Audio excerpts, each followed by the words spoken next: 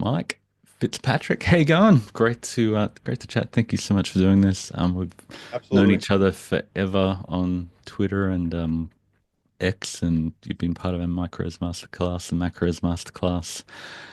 And yeah, we had you as a member of one of the earlier Q&As, and everybody wanted to pepper you with a million questions of basically how you went from Sure. that to that as a type one. So yeah, thanks for coming on. Really exciting, dude. Thank you. Yeah, happy to be here. And the work that you are doing with optimizing nutrition, I think is probably the best of the best that I've seen in the nutrition space of everything that I've studied over the last 5 years. So thank you. Thanks, man. Thanks, man. Just iterative learning experience from dealing with particularly type ones. They're such Mhm.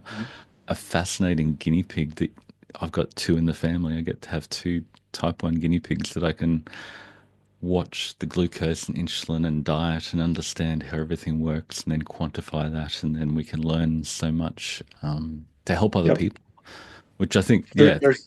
there's no better Go. disease to get a thorough understanding of metabolism and how Yeah. food and Oh, yeah. even non-food items can affect how your body feels and how it behaves. So, Yeah, yeah. And type ones understand insulin way better than anybody else. And everybody talks about insulin and carbs and rah that's right. rah. And a lot of the time they just don't Right. really understand what type Yes. ones understand. Right. Insulin is not the enemy, as we've been told in the low carb, high fat world for Yeah, so many no. years. So, So to go way back, when were you diagnosed with type one? When did this sure. all start? So I was diagnosed when I was 14 years old, about 1997. It was November. I remember I had um, polyuria. I was very thirsty. I was peeing all the time. I had ketones on my breath. My mother said, "Oh, your breath smells really fruity. What's going on?" And she had a big medical textbook. That was in the days that internet really wasn't there. So she took me to my pediatrician. He did a P test on me. He said, "You have to go to the ER right away." Yep. So then I spent about a week in the hospital, and I learned how to count carbs, and I had like the sliding food scale. Um, and I learned how to give injections, how to test my blood sugar, and it was a lot. It was very overwhelming. So did you lose a ton of weight as well at that time? Are you So underweight? yeah, I actually didn't get DKA, but I was down about 10, 13 pounds or so. So I didn't lose too much weight, but I was definitely starting to lose the weight, and it was starting to get noticeable. Yeah. Yeah, wasn't obviously around for my wife when she got type 1 at 10, but for our son, he was just, he was starting to get into powerlifting and just was randomly testing his blood sugar. Just wanted to see after a massive squat what his blood sugars might be. And he came in with like a 17, and I went, oh, Mhm. that's not good. We're going to test that tomorrow morning and then go after the Mhm. doctor. And he was working like out like a maniac and eating a ton and just losing weight slowly. And luckily, we caught it way before he had DKA and Right. like his ketones were normal. But yeah, we just took him up to the hospital and said, "Yep, mum's type one. You've got blood sugars of 22. No Yeah. insulin. Yeah, we know what that is. Here's your insulin. Off you go." So, what advice nutritionally were you given back then? And I suppose how did it serve you? So back then it was kind of like a sliding scale. I had a certain amount of carbs that I was told to eat with each meal. And then I had like a chart that said if you eat this many carbs and your blood sugar is this, then you have to take this much insulin. Um, so if I remember correctly, it was like a ridiculous amount of carbohydrate, which, Mm, looking back, it really upsets me that low carb wasn't given an option to me. But yeah. if I had to put a number to it, I think it was probably like 45 to 60 grams of carbohydrate per meal. And You then were like, told to eat that much and then dose for it. right. And then like 20 to 30 grams for each snack. And I was told to snack like throughout the day to help keep my blood sugars up. Yep. Um, and then the target blood sugars they were giving me is, 180, 150, 180, which is extremely high, especially Mm. how I manage myself now. So, Mm. Yeah, my wife tells stories of they just made her eat the carbohydrates. They gave us all the carbohydrates in the hospital and said you have to dose for insulin. It was sort of a logic that, if you didn't Right, have the carbs, you couldn't get the insulin and needed insulin to live and you'd die if you didn't eat the carbs. So you had to eat all the carbs. And she just kept on eating and eating and eating and, you know, gained a lot of weight through that period. So went from a very healthy 10-year-old to a right. much bigger young Because you're girl. told to eat, you're told to eat when you're not necessarily hungry and when you don't necessarily need the food. So you're taking the insulin to or you're eating the food to cover the insulin. You're not taking the insulin to cover the food, if that makes sense. Yeah, and they just lock in this. Well, they used to, and it's a little bit better now, but they used to just lock in this. You have to have this much insulin every day, and you'd Right, have to eat a mountain of carbohydrates to stop going low. So it's just you right. were destined for failure and obesity, basically. So Yep, your pictures tell like 1,000 words. It's just amazing to look at this and go, how did he go from that to that with an A1C of 4.7, which is better than probably 98% of non-type yep, 1 diabetics. You said, I grew tired of seizure hypos, terrible roller yep, coaster blood sugars, and being morbidly obese, so I gave up sugar, grains, sweet fruit, and starchy vegetables. Over 160 pounds lost, brought my A1C under 5%, and eliminated major hypos. I feel like the captain of my own ship again. So that's yep. the change of life, like I was saying to Moni this morning, for these people who are living like that to get just a little bit of good nutritional advice and do it, the quality of life is massive. The change is massive. So what got you to the point where you went, something has to change? What was that Sure. point where you went, Well, I had a health scare in the hospital. I had a case of arrhythmia and I had to be hospitalized overnight. And I was a hot mess. I started my health journey probably November 2020, I want to say. And there was just a point where my daughter wanted to do stuff with me, and I was just stuck on the couch. I had just eaten like a whole bunch of Taco Bell. I was like, yeah, I'm just too tired to do anything, and I came to a realization I'm going to be 40 shortly, and I'm probably not going to live to see 45 years old. So I said, you know what, I've had enough of this, and I'm going to do whatever I can to get healthy. I was in line to get bariatric surgery, believe it or not. And with the way insurance works, you have to wait 6 months before insurance will approve you to get cut open. And during that time, I said, you know what, I'm just going to do this. I'm going to do the best I can without the surgical intervention. Um, and I stopped eating the carbs and I stopped eating junk. Um, then all of a sudden, when I started doing the very low carb, I lost a whole bunch of weight real quick. I think that was like the water and the glycogen. I was like, wow, this is absolutely amazing. And then that's what really got me interested in the nutrition world. So I started following like the low carb, high fat. I was putting like butter in my coffee and drinking bacon grease and eating meals of cream cheese and that sort of thing. And the weight would come off. And I also started to I got into Jason Fung. So I did a lot of extended fasting. I think the longest I fasted was about 7 days. And then I got to a point where all of a sudden I felt an overwhelming urge to spontaneously start exercising. I just literally could not sit on the couch anymore. I literally had to get outside and get my heart rate up. It was the oddest thing. It was like my wow, furnace was going. I just had to get going. So I started like just walking around the block for like a mile. And then that turned into walking more. And then that turned into jogging and that turned into running. And then I became absolutely obsessed with running. I was doing like you're like 25 miles. Forrest Gump in real life. This is I crazy. was, yeah. And that, of course, with the increased running and everything like that, like the weight started to come off more. But then I kind of saw how silly fasting was and the low carb, high fat after, talking to or reading up more about that kind of stuff. And then I saw Sean Baker and I saw Paul Saladino, Amber O'Hearn.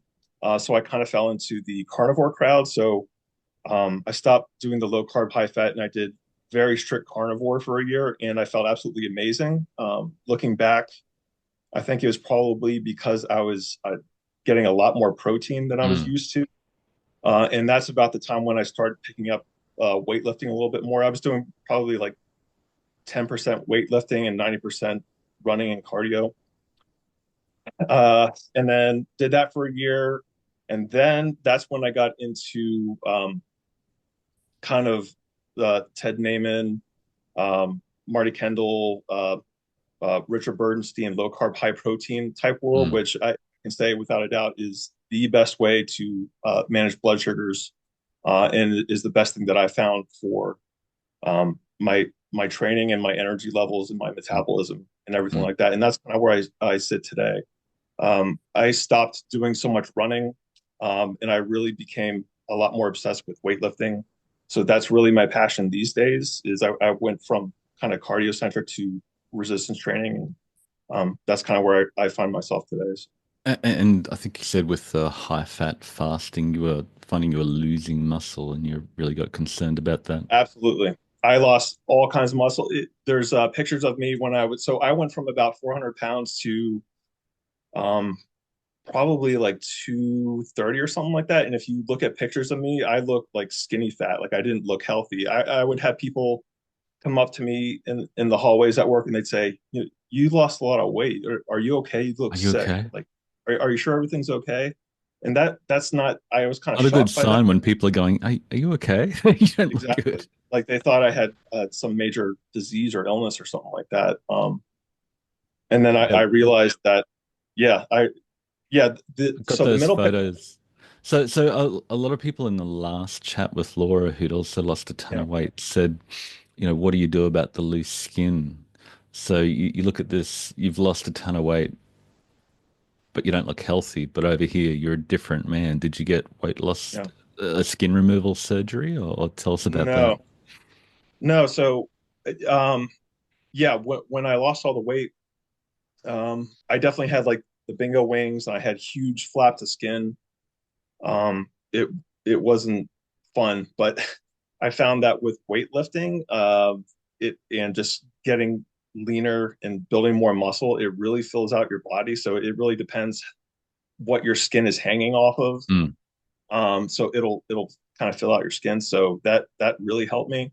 yeah. Um, but I did consider skin removal surgery at one time, but then I saw like how much it can really mess you up, and I'd be out of training for like a month or 2 months or something like that. That's not something Yeah. I want to explore. And It's a big um, it, operation.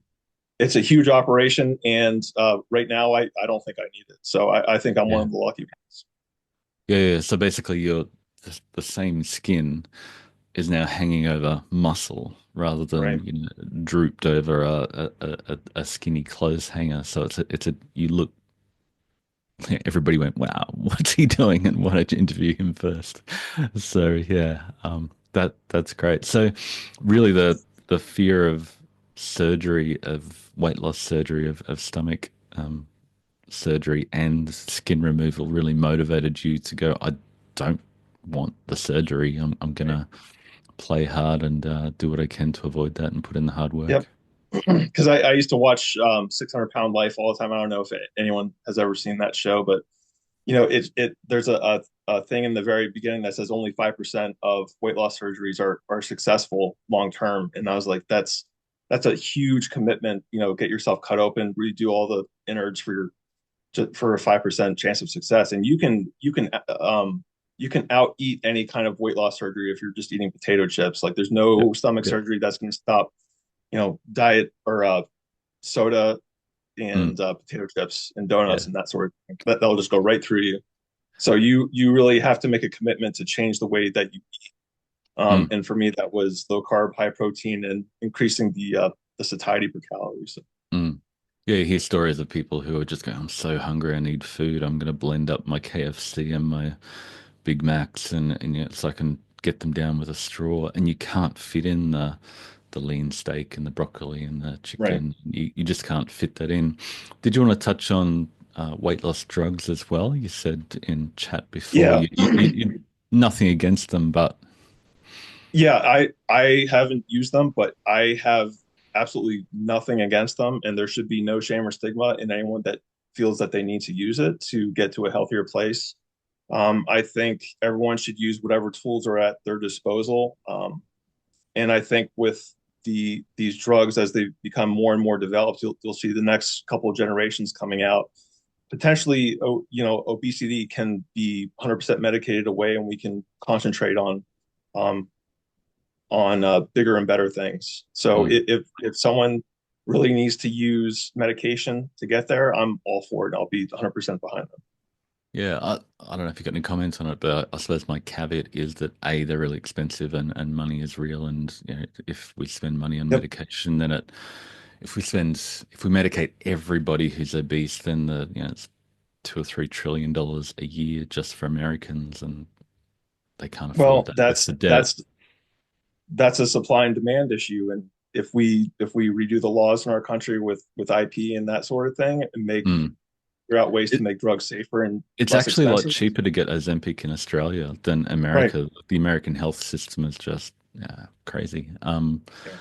No wonder they're going broke. But I suppose the other thing is that I've heard from some people that like they used to eat the shrimp, and like Kathy, one of our community members, used to be all over the shrimp and the steak and the broccoli, but when she's on the Ozempic, she just isn't craving that. And if Right. you stack the satiety GLP inducing drugs and the satiety GLP inducing food together, you just don't want that food. Yeah. So I think, like you said, that the drugs can really help, but Right. you also really have to make an intentional effort to really prioritize satiety and nutrient density. I Because after agree. a couple of years, if you don't get the protein and nutrients, you then just end up with malnutrition and Yes. sarcopenia.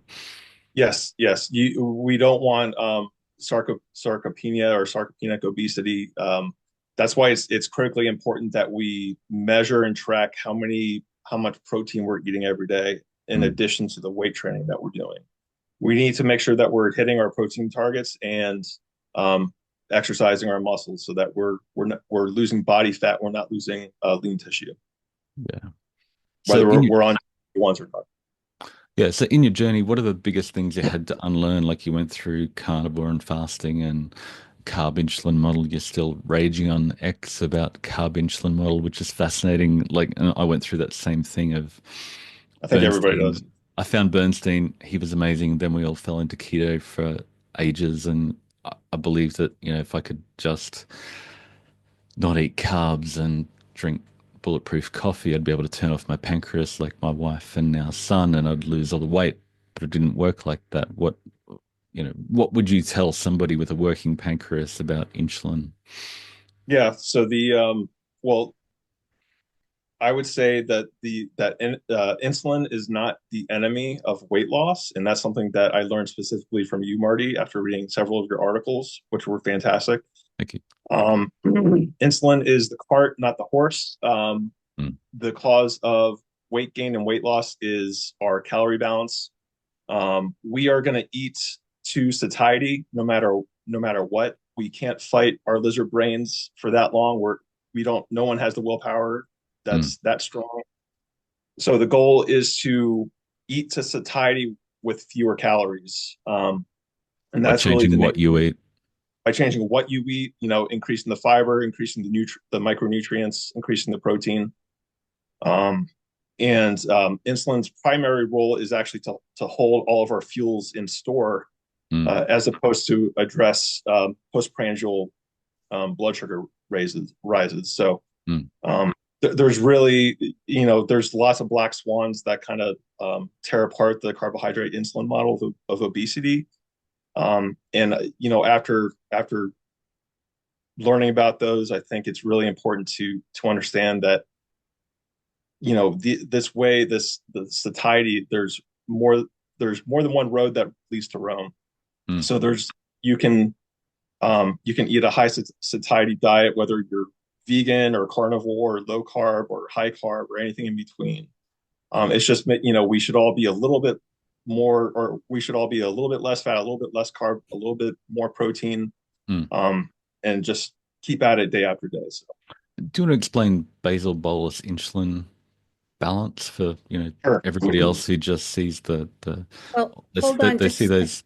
No, go, Laurie. What do you got? Hold on just a second, because I think that that high satiety idea needs to be explained again in uh, clear terms again, because I think that a lot of people don't get it. That they think, well, just explain it again in more words. Go, Mike. Sure. I'll take a crack at it. Mario, you're better at explaining it. But so we all humans will eat until they are satiated every day, whether you're on a diet or not. You may spend a day or two where you're purposely like white knuckling your way through, you know, like an extended fast or something like that. But eventually, the lizard brain, as Marty calls it, is going to catch up with you. So the trick is to eat to satiety till you're full, but eat less calories at the same time. So if I eat like a large pepperoni pizza, I'm going to have a ton of satiety for the day, but Yep. that's like 5,000 calories or something like that. But I could get the same satiety if I ate, three chicken breasts and a couple zucchini, and For that's half the like calories. for half the calories. So that's really the name of the game of long-term successful weight loss is you try to find things that, you cut back the fat as a little bit, you cut back the carbs a little bit, increase the protein, and that's just going to naturally bring the calories down. So you increase your satiety per calorie, if that makes sense. So Yeah. So to jump on that, I've got a few slides here. Muffy said, I really want to know what he eats to get that protein number. He looks great. And I've got, this is Mike's actual tracking of protein over a year. I nearly fell over when I saw 415 grams. I think Sean Baker might eat more than that, but yeah, just a little bit. and that's your grill that I think you thrash like nothing else. And Yes. what else do you generally eat Yeah. in a week? Yeah. Is I that I mainly absolutely meat? love. It's mainly meat, but I absolutely love my smoker. So it's working all the time. Every weekend I've got it going. But usually I will try to front load my protein in the day. So I try to eat as much protein as I can at breakfast. So that usually is like chicken breasts or egg whites with some fat-free cheese and a little bit of salsa or something like that. Lunch is probably going to be like some lean ground beef with some kind of lean dairy or fat-free yogurt, something like that. Dinner's going to be maybe some edamame with some you know uh, sirloin beef or something like that. And then maybe for dessert, like just before I go to bed, I'll have some berries or some kind of low carb fruit, something like that. But basically, I make protein an extremely high priority because when I try to be as low carb and as low fat as possible, the only macro that's really left is protein. Mm, And I've personally found that with eating this much protein, it makes my blood sugar control really, really good. mm. As a type one, that's paramount for me personally. Um, I've had under 5% A1Cs for like the last 3 years or something like that, which is really hard to do. But You're a statistical I, freak. yeah, well, yeah, it's true because I think it's like less than 1/10 of 1% of type one diabetics can get there or something like that. But Yeah.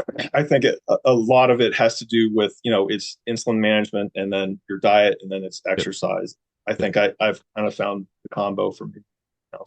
And protein's much easier to dose insulin for as a type 1 diabetic. It's just a long, It is slow-acting insulin. And you're on a right. pump, but not a closed loop pump, is that Yep, right? I'm on a tandem insulin pump. So it automatically adjusts my basal rate. And to go back to your question to define basal. So basal insulin it's like a background insulin that we get throughout the day. So even if I ate zero food for a week, I would still need basal insulin, or I'd go Mm, into diabetic ketoacidosis. And then we have the bolus insulin, which we take before we start eating to cover the food that we eat. mm. So the bolus will cover the protein, the bolus will cover the carbohydrate. Fat is usually covered by the basal Yep. insulin. So that will, so if I eat a high fat meal, I'll usually see a increase in my basal, probably like 8 to 10 hours down the road. Protein is like a kind of a medium, gentle slope, whereas carbohydrate, it can be like this. Yeah. So with the protein, it's really a lot easier to dose for. Mm. And something else that I do that's a lot different than other type ones is I will use my pump for my basal and to do hyperglycemia corrections. And then I will do multiple daily injection with something called R insulin, which is like a short acting. It's not rapid acting. And that's something that I learned specifically from Dr. Bernstein. Mm. And it really it matches the protein Mm. rise really well. So there's less standard, it's a lower standard deviation. It's just easier to track. So, Yeah, so just to jump on that point a little bit, there's Lantus and these long-acting insulins, or your pump will give you a long-acting basal. And then there's rapid-acting insulin, and there's Fiasp, which is a really, really fast-acting insulin that'll drop your glucose quickly. R is sort of it's called regular, that will have a medium profile that matches protein really well. right. And that's where Bernstein has advocated for that for type 1s to have a medium time acting insulin. And just Yes. And to a jump lot, on it, go on. and I was just going to quickly say, and a lot of endos have no idea about R. They think it's an antiquated insulin, and they're really trying to push the newest and the flashiest insulins, the real rapid ones. But really, it's kind of ironic that the older insulin is actually the one that works the best. So go ahead, Marty. Especially if you're in a higher protein diet for type 1s. Exactly. Luckily, most of the people listening won't have to deal with it, but I think it's really important to help people with type 1. But once everybody else understands what type 1s go through to some extent, they can understand how to optimize their food and nutrition, insulin, blood sugars. To jump on a point there, you said the fat is really covered in the basal. So just to clarify, fat requires insulin as well. It's just over a much longer period of time. Is that correct? That's correct. Yep. Yeah. All right, And gentlemen. what do we Sorry. got? What do we Well, got, since Laurie? this doesn't ask us anything, Go, I go. do want to give people some opportunity to do that, and we'll try to go through this as quickly as possible. Sean was Halftime rapid asking, fire, Laurie. in regards to fasting insulin test, could you please explain more about what comprises that test? And if Mike is the type 1, does this test relate to him? Go, Mike. So fasting insulin test, that's I guess the amount of insulin that's in your body at before eating, like first thing in the morning. The only thing is the only bad thing about a fasting insulin test is, insulin is really labile. It changes all the Mm. time. So it's really not, in my opinion, a good indicator of one's health. If you think that you have diabetes, there's other tests that you should probably test for, like A1C or C-peptide and that sort of thing. But um, or even, type 2 would be waist to height ratio. That's a really good indicator of how insulin resistant you are. Does that answer the question? I don't Yeah, think I. I think care of it. to jump on that, I think, for most people, like Ted Naiman, I love how he says, used to nerd out over all the expensive tests and give all the people that walked in the Yeah, door $5,000 worth of tests. And now I just look at them, measure their waist to height and go, okay, that's it. If your waist to height is bigger than it should be, over zero point 0.5, then your fasting insulin is going to be high, your blood sugar is going to be high, your cholesterol is going to be messed up, and do we need to waste time on all those other tests? And I yeah, would say even, you know, normies probably don't even need to worry about A1C. That's just, manage right. your ratio of fat to muscle and your waist to height. And if you focus on that, everything else will look after itself. Would you Yeah, agree for non-type yeah, I would ones? agree. And I think Ted's, I believe, is a fan of testing triglycerides and A1C in addition to the waist to height ratio. But yeah, he doesn't like doing all the real expensive tests. But really, you can tell if just by looking in a mirror, what you need to work on it. And we should all be trying to get as lean and jacked as possible. Yep. And really, the more muscle and the less fat you have on your body, the better or the more healthy you're going to be metabolically speaking. And that's the same whether you're a 20-year-old male or an 80-year-old female. It's the same Exactly. story, different context, but still very relevant. Laurie, what else we Okay, got? this quick one should be able to be done.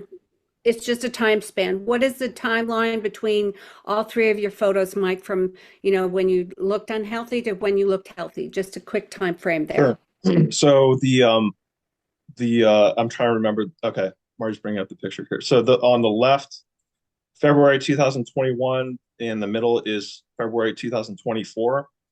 The other picture that Marty had, Marty, if you could bring that up. Oh yeah. I believe, yeah, I believe that middle picture was 2022, I want to say. And then the picture on the right was from like 2 weeks ago. With the So CGM and the pump in the photo, with and the CGM and the pump, yep. And you can see in the middle one, I had my pump too on my right hip. I think Okay. this photo you're holding over your belly flab a little bit, but in the more recent Yep. photo, that's gone away as well. Yeah, it kind of filled out, but yeah, you can tell I did have some loose skin, and honestly, you can be bothered by it, but I'm not going to be bothered by it. I It's a wear it as trophy, I reckon, to show how a far badge you've of honor. I come. was going to say, yeah. Yeah. All right. Diabetic ketoacidosis, is that something only a type 1 can get? And then the other question the person asks is, when we take breaks in our journey, what are we eating in that break period, between the challenges, Yeah. micros, mass, whatever? Come on. DKA. So DKA is simply a lack of insulin in one's body. If you are a type 1 diabetic, your body's not producing insulin. And as I understand it, your body just basically becomes catabolic. So all the fuels, your lean Mm, tissue turns to glucose, your fat turns into glucose, and ketones spills into your mm. blood, and your blood starts to become extremely acidic, which can be a very life-threatening situation. So if you're DKA, you need to go to the emergency room right away, in my But opinion. anybody with a functioning pancreas does not need to worry about it. It's not going to Correct. happen.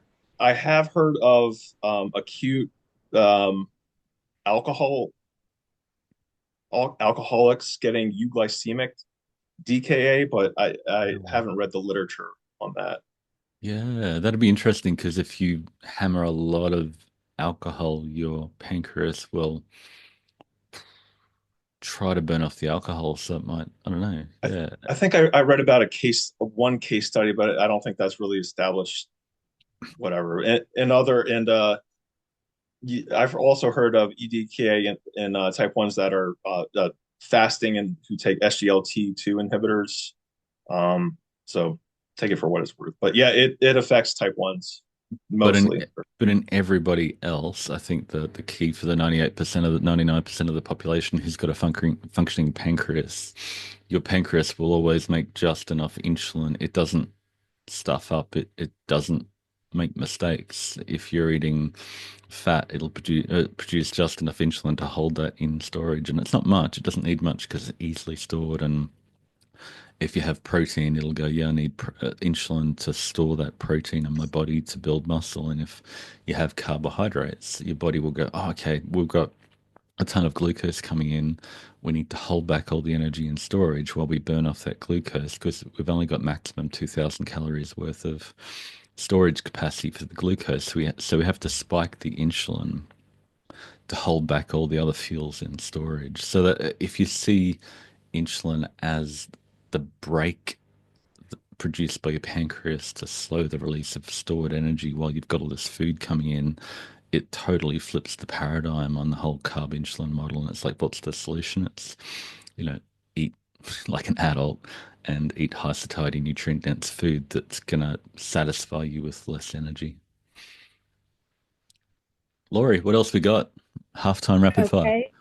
Okay. Well, this is for right here and now in the data-driven fasting. Someone has switched from a continuous glucose monitor to a finger stick blood glucose monitor. Do they just carry on logging as before? Because the numbers are very different.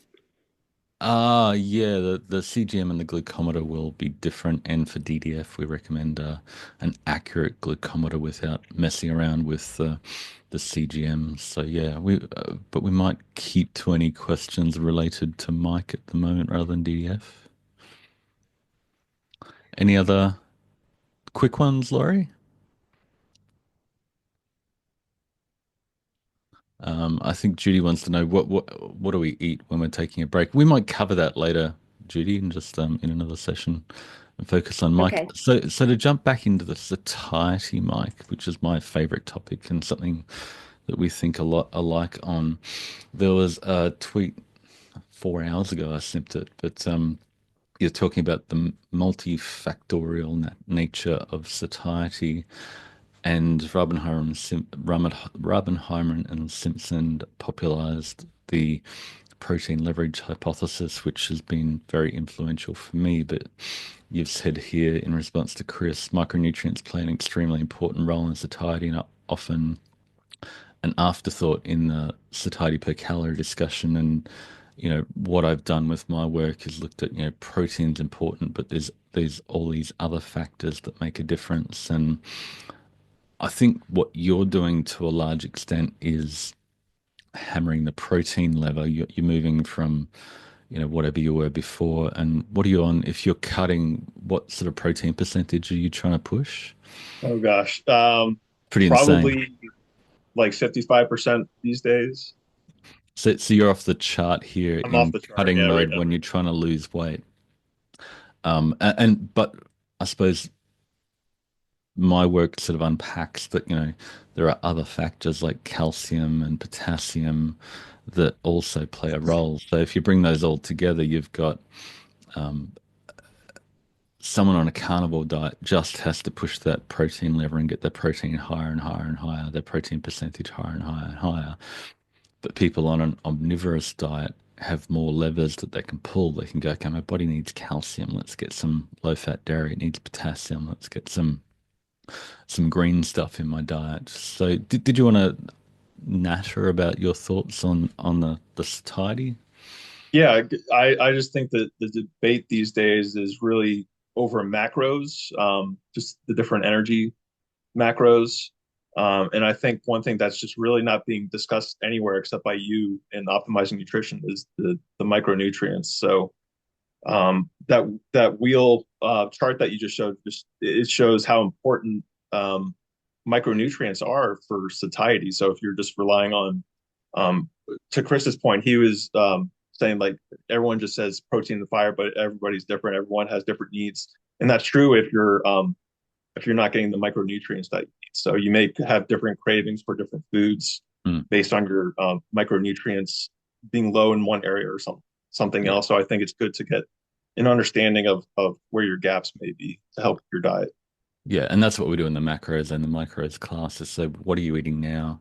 Okay, getting heaps of protein. You don't need more protein, but if you can increase the foods that contain the calcium and potassium and these other nutrients, maybe vitamin C from fruit might help. You can get satiety per calorie easier without swinging to outrageous extremes of low fat or low carb or low, really high protein percentage that are really hard to sustain because you're just eating Right. this crazy unnatural diet. And I suppose as a type one, yeah, you're eating a lot of meat, really low fat meat, which is great. But for the rest of people who don't need to stress about getting an amazing A1C and blood sugar stability, then they've got other levers that they can pull Mhm. and still have a diet that looks normal and vibrant, which I think is really cool. Yep. Yep. I think Um, personally speaking, I'm not speaking for you, but I think omnivorism is probably um, optimal for people. But that's just my opinion. yeah, it just gives a broader palette of foods you Yeah. can pick. You can go, let's get the best of this food group and the best of this food group, and I'm getting heaps of that, but I need more of that, and it just gives us a more powerful um, uh, algorithm that we can choose from rather than just dogmatically going to low fat or low carb or high protein or just thinking in terms of macros. Once you rip the band-aid off and look at micros, you get a much more powerful satiety algorithm, which my data demonstrates, and I've Exactly. run the numbers on the Harvard as well, and yeah, I can verify that. Um, so what's it feel like eating 415 grams of protein at 55%? Like, do you It's it's filling, very filling. very filling, bit expensive? It's expensive, yeah, but it's worth it. Yeah. Absolutely. Yeah. Do you ever have any side effects other than getting lean shredded and an A1C of 4.5? No, I love, it's funny. I really didn't have a super big urge to eat protein until I really started weight training, like really heavy. Mm, Um, there was like a switch that went off in my body that my body was just like, you just need more protein, protein, protein. yeah. And that's about the time when I started going carnivore, and carnivore really made me feel amazing at the time. So I think that has something to do with it.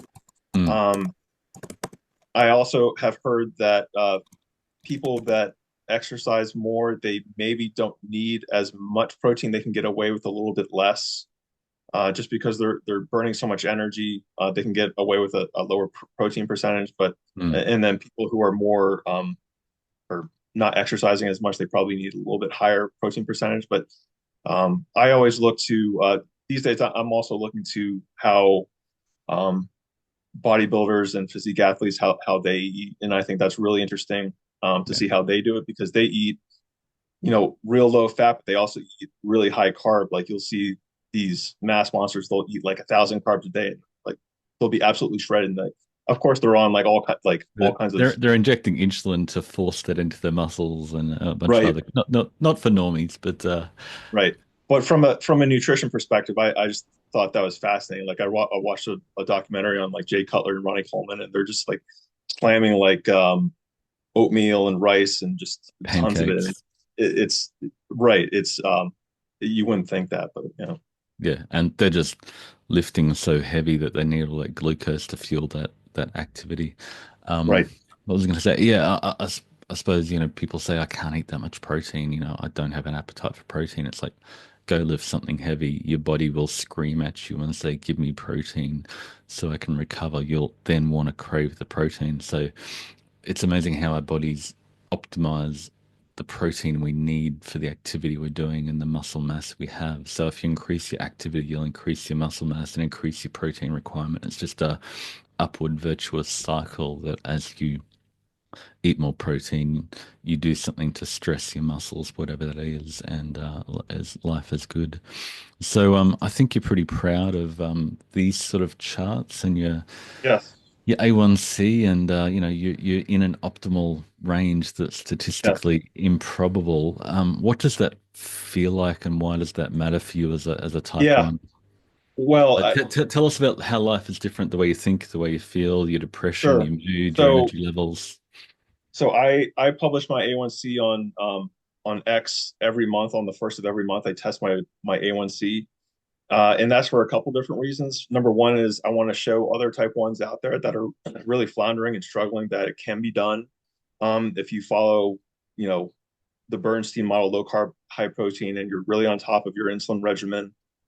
Just because, the standard A1C for type ones is atrocious. It's like 8.5%, 9%, something Mm, like that. And all the research shows that the moment that we leave normal blood sugars, your risk for all the apathies and long-term mm, complications goes off the chart. Um, Years ago, I had an A1C, or I was maintaining an A1C in like the mid sixes, 6%. yep. And I actually got diagnosed with neuropathy in my feet, which I have since reversed. But I was the most surprised person when I was told that because I was like, but I've been maintaining my A1C at the target level that my endo and the ADA sets for Mm, me. Another one of the things that I really want to get out there is that just because you have an A1C of, in the mid fives or low sixes, that doesn't mean that you're out of the water yet. You need to really strive to bring your A1C down with as minimal lows as possible. mm. The And other getting reason off I the do blood it, sugar roller coaster with less carbs helps you right? get stable blood sugars so you're not Right. bottoming out. So it's not Right. dangerous. And the reason that the It's not, endos target yeah, a higher level is that they want to prevent hypos. But if you're not overeating the carbohydrate, then you're not going to be bottoming out, and it's much safer exactly. actually. Yes. So the goal is a low A1C, and it's also a low standard deviation. So you want your lines to be flat. Normally, in people without type 1, you don't have to worry about having a flat Mm, glucose line.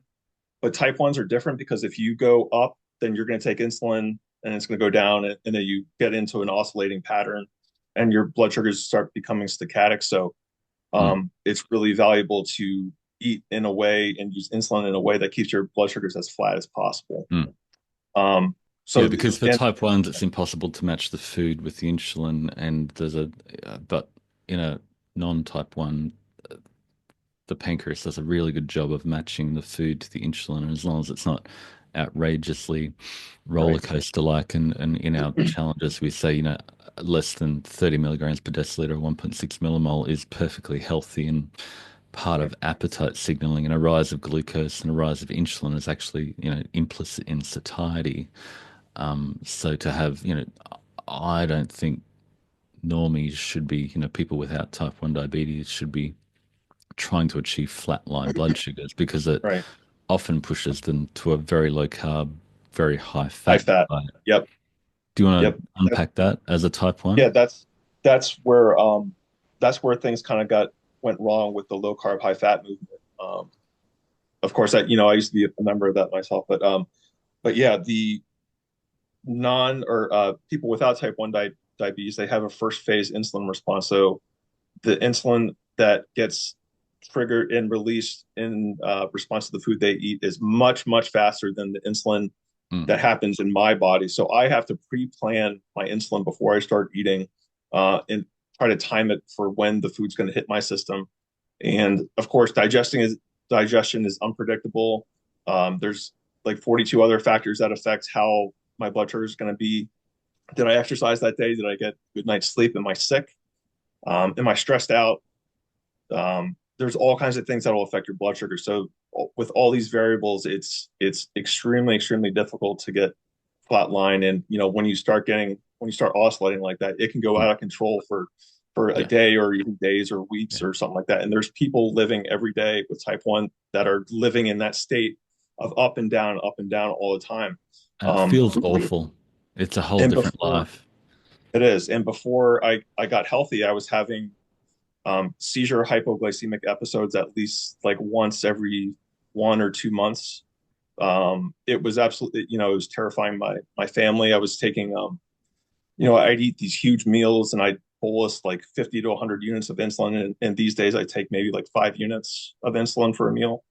And usually it was usually at night. It terrified my family. I had paramedics over all the time, and it was just not a good look. And that was one of the other reasons why I decided I wanted to get healthy.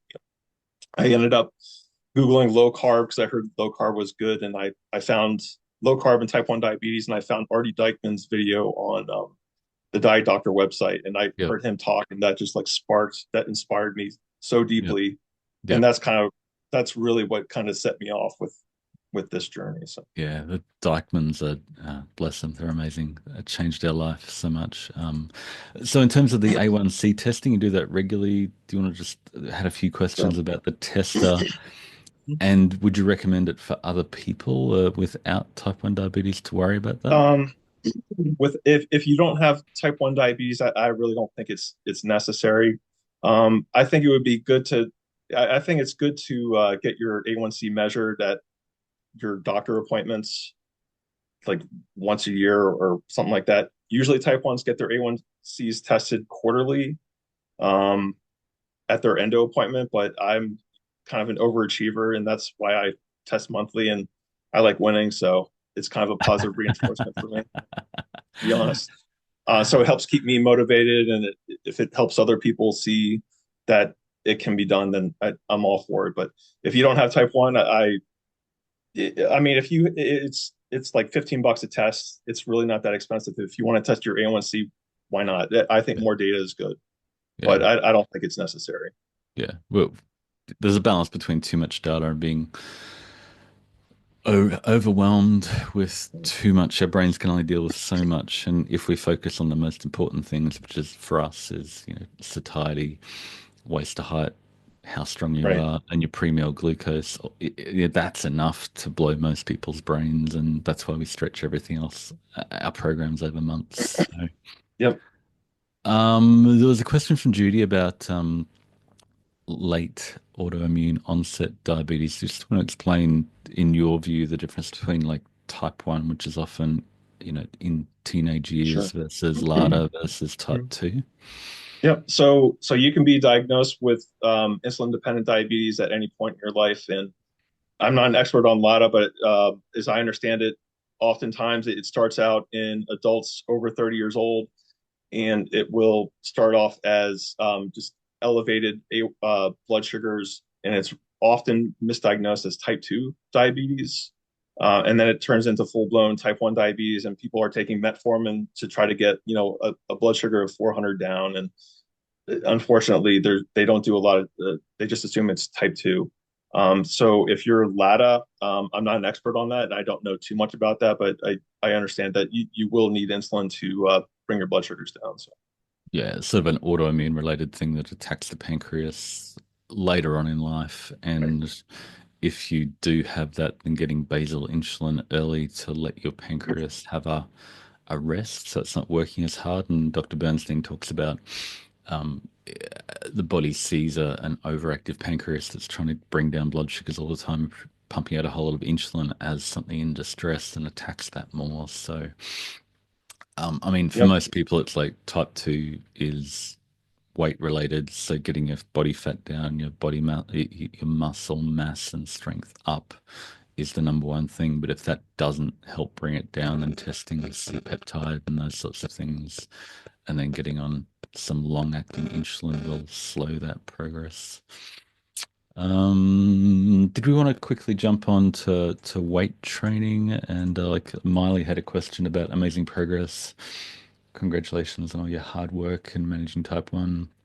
Do you also focus on nutrient density and satiety, which you've talked about? And like, what's your weight training routine, and how do you progress, and what are your goals going Sure. forward with your training? Sure. So it's I during COVID I built a home gym in my basement, so it eliminates any kind of barriers or obstacles or excuses that I'll have to get my workout in after work.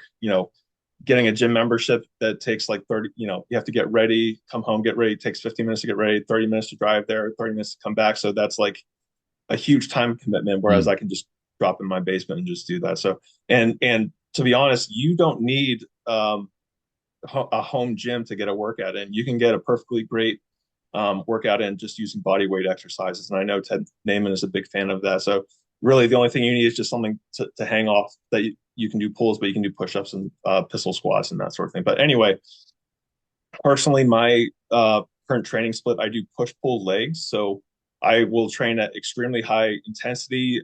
One weight training session probably takes me about an hour and a half to 2 hours.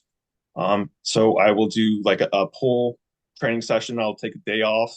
And on my days off, I try to go get at least 8,000 to 10,000 steps in. And then the day after that, then I will do legs and then repeat, take a day off and just do get my steps in and then do like a push exercise. So that way I'm targeting all the muscles in my body at least once to twice a week. Um, and one thing I've learned with my resistance training is that you don't get stronger in the gym. You get stronger when you rest and recover.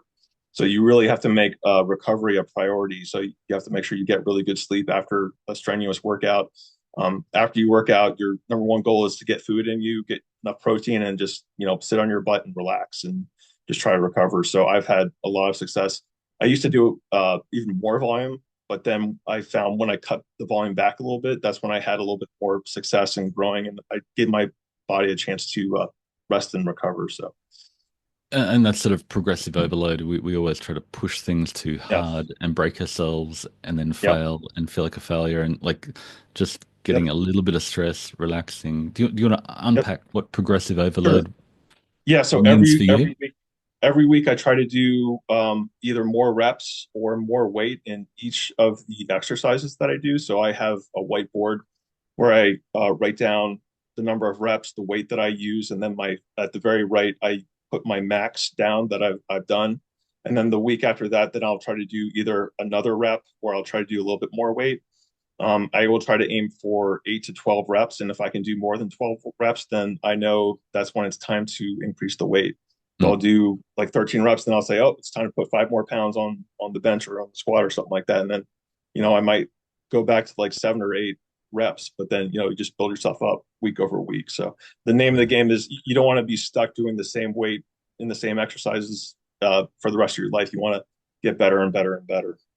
But you don't want to push it too hard because then you break yourself and you get injured. And I do a similar thing Right. where I've got a workout routine that I've been following for basically 4 years of a spreadsheet that just once I can do a certain amount, it calculates my 1 rep max and ups the weight for the next round, for the next cycle. And it just, eventually it Yep. gets really, really heavy and but you get stronger and you adapt as you go. Yep.